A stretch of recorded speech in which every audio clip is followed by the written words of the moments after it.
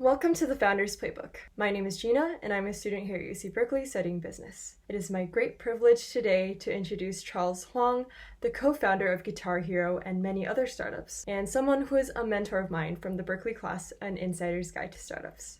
Hi, my name is Charles Huang, and I am the co-creator of Guitar Hero, the video game, and I'm a UC Berkeley alumni and entrepreneur. Thank you, Charles, for joining us today.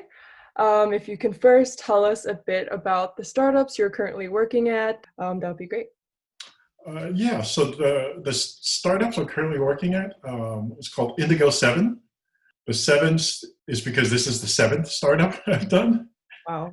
And so happy to talk to you about the history of that, but Indigo 7, the startup that I guess people best know me for is a startup called Red Octane, which created a product called Guitar Hero. Mm-hmm. But there's been a lot of others in my career as an entrepreneur. Yeah. And being a very involved alum of Berkeley, could you also tell us a bit about your current role on campus? Yeah, so I am involved with a lot of different parts of UC Berkeley. I am an advisor to the College of L&S, Letters and Science. I'm an advisor to the IEOR department.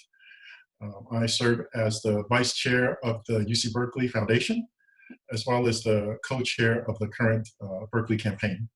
Wow. Yeah, and I also had the privilege of taking your class, which was also really great. Yeah, that's right. That's right. Thank you so much for joining us in the class. So, as a serial entrepreneur at multiple startups, like you mentioned, what would you say are some undebatable rules that you keep in mind while embracing the entrepreneurial and innovative spirit? Yeah, well, Gina, I think one of my most important rules is I always have to remember that building a company is really about building people and teams. I always like to say if you gave us Guitar Hero in year 2 of our company, we would have just fallen flat on our face because you can't have a $1 billion product and, for instance, a customer support team that can only support $2 million worth of business. You have to have teams. You have to prepare all your teams, right? All the different departments over the course of 3 to 5 years to be ready for success. And it's a long road. And I always have to remind people that, hey, you have to keep building your teams, building your people so that they are ready for success when it finally comes. And that, I would say, is the sort of the one undebatable rule that I have. Yeah, that's really great advice. What other kind of advice can you give for maybe students who are interested in starting their own venture? Gina, if you're lucky enough to be at Berkeley, you could take my class. No, I'm just kidding. I would say if you're a student and you're interested in starting up your own company someday, I generally have 2 pieces of advice. First, take accounting, marketing, psychology classes. Entrepreneurs need a broad skill set of things. So that's really, really a great time to build those is while you're in college, especially some of the really foundational things like accounting and marketing.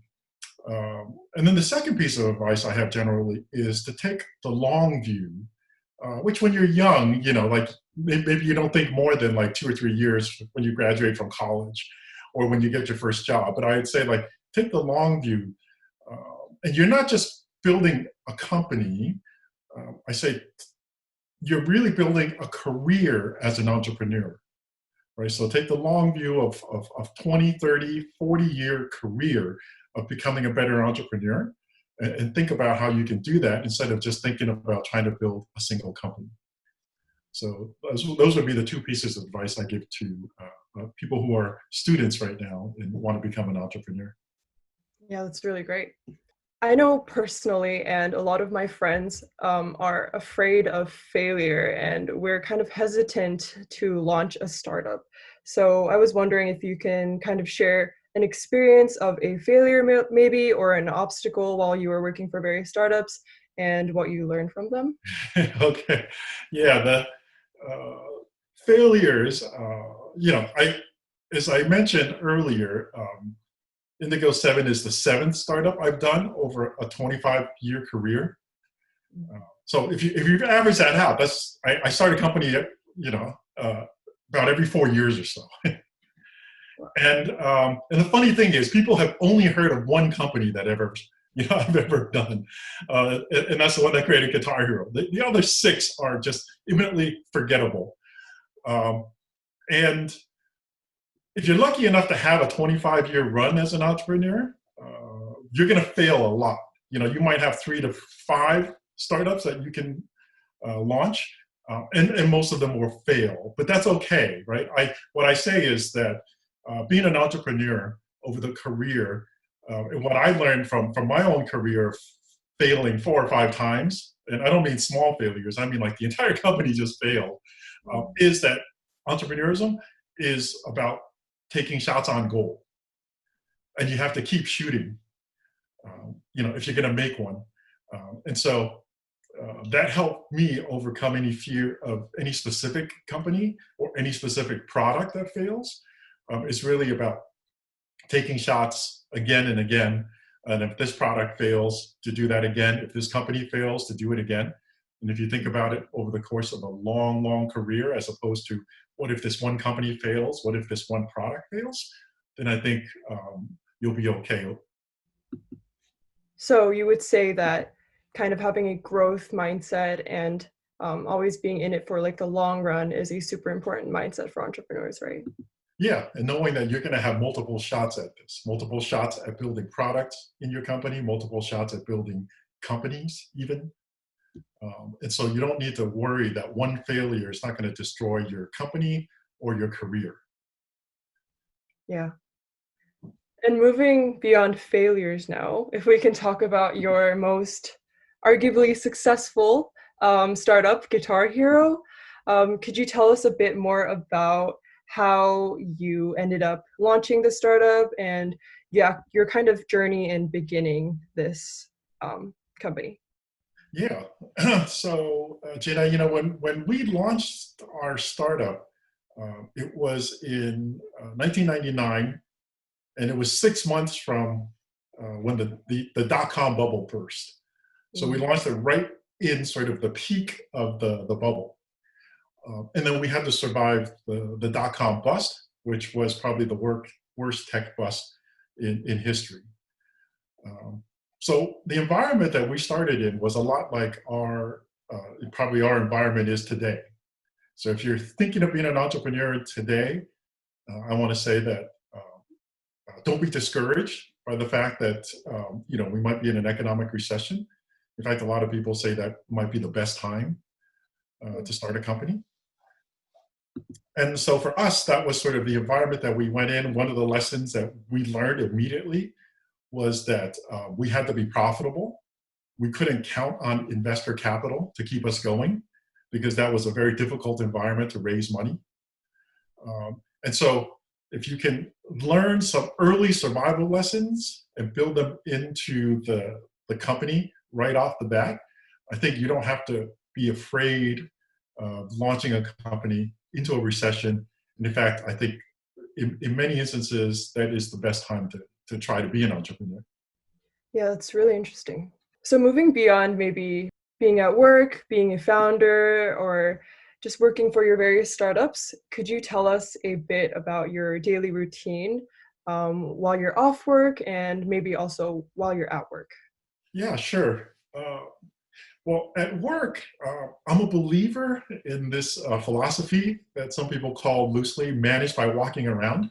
Mm-hmm. And that just means I think the most important part of my work routine was just going in person and talking to my teams, visiting partners and talking to them, talking to customers, and trying to understand their frustrations. And that's whether that's a frustration with us and what we're doing or a frustration with something that someone else is doing or the market in general. And then trying to figure out how I can help them overcome those. A lot of the times I frequently say that the frustrations are opportunities, right? When somebody is frustrated with something and I can solve it, that's an opportunity for me to help either build our teams, help them succeed, help our partners succeed, help our customers succeed. And so I like to walk around, and I especially like to listen to people's stories of frustrations at work, or with us or with somebody else. And I would say outside the job, the most important part of my routine was that I think being an entrepreneur is fantastic. I encourage everybody who's interested to do it. You have to keep in mind it is quite stressful.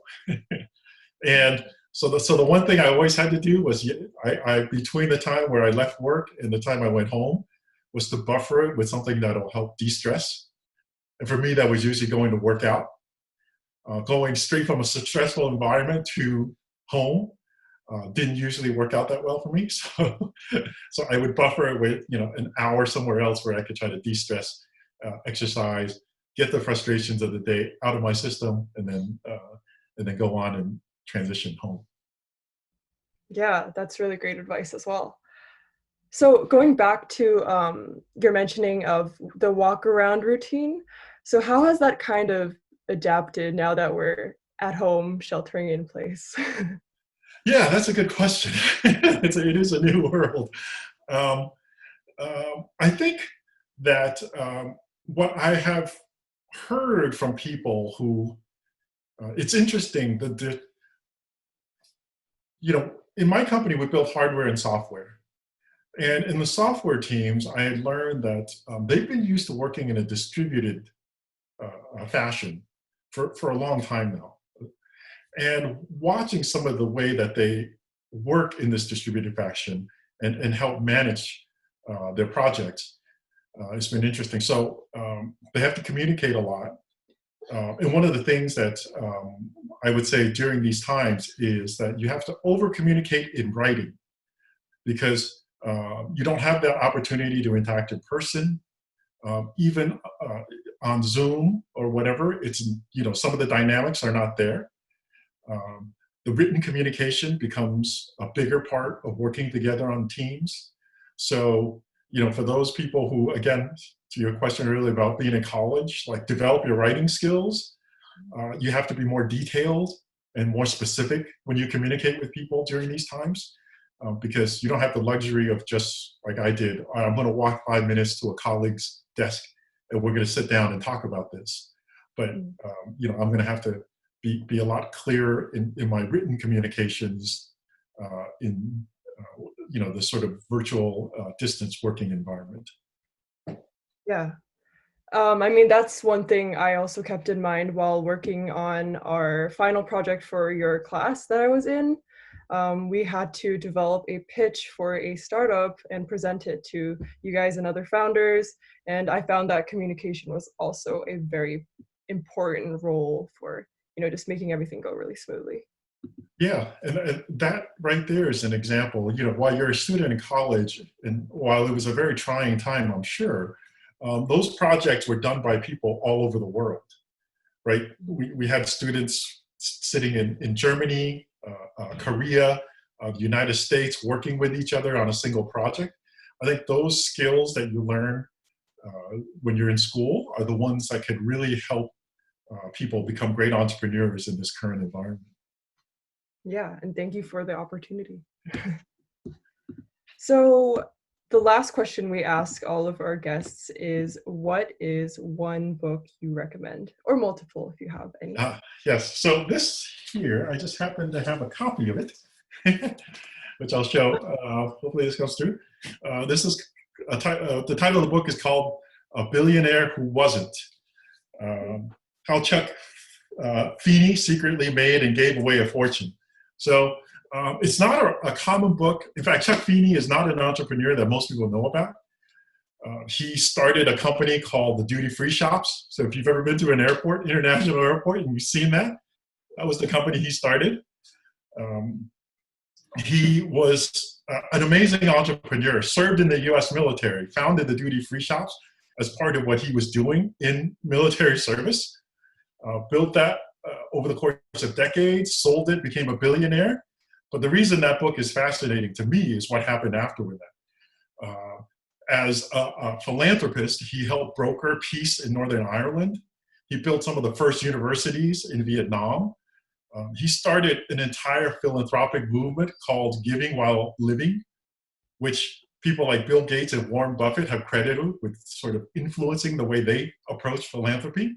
Giving while living is simply means that you're going to take, and he had one of the 5 biggest foundations in the world, but he decided that I'm going to give away all the money while I'm still alive to make an impact as quickly as I can. And this is something that Bill Gates has decided to do with the Gates Foundation. Warren Buffett has decided to do with his giving.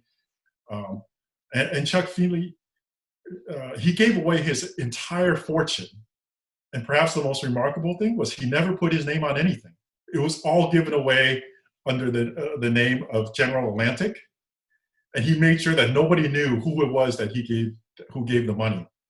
And so this was a remarkable entrepreneur, a remarkable philanthropist, a real saint, one of the more sort of influential people that I've had a chance to read about. So that's perhaps my favorite book about a remarkable entrepreneur and what you should aim to do, not just become a successful entrepreneur, but how to continue to make an impact on the world after. Yeah, definitely. Thank you for sharing that. I'm definitely going to be looking into his story. And if there's anything else you would like to promote or share, this would be the time. Yeah, I think, again, if you're thinking about being an entrepreneur and you're looking at this as a career option, and it's a great career option if there's in this kind of a recession. One of the great ways about finding a job is to build one for yourself, right? Mm-hmm. and that's what entrepreneurs do, is they like build themselves a job, really. But one thing I also encourage people to think about from the beginning is that for you and your company to be successful, I think you have to be world class at something. And by world class, I mean top 3 in the world. And for instance, for us, when we built Guitar Hero, one of the things we were probably top 3 in the world at was this combination of being able to develop hardware and software, which in that time, nobody was trying to do. Everybody was either a hardware company or a software company, right? And if we had stuck with that rule, we would have been perhaps the 10th best hardware company in video games, and we would have been probably the 40th or 50th best software company in video games. But by doing both, we became the best in the world at doing both hardware and software. So I think I encourage people who are looking to become entrepreneurs that during that journey, you think hard about what is something that I or my company can do uniquely that would make us world class, that would make us number 1 or number 2. And that will help you think through sort of your long-term strategy, both for your company as well as an entrepreneur. Wow. Yeah, I mean, I'm very inspired every time I hear your story or just any advice you give. So thank you so much again for joining us today. And we look forward to seeing you again. Yeah, well, thank you so much, Gina. Really appreciate the opportunity to talk to you. Thank you, Charles.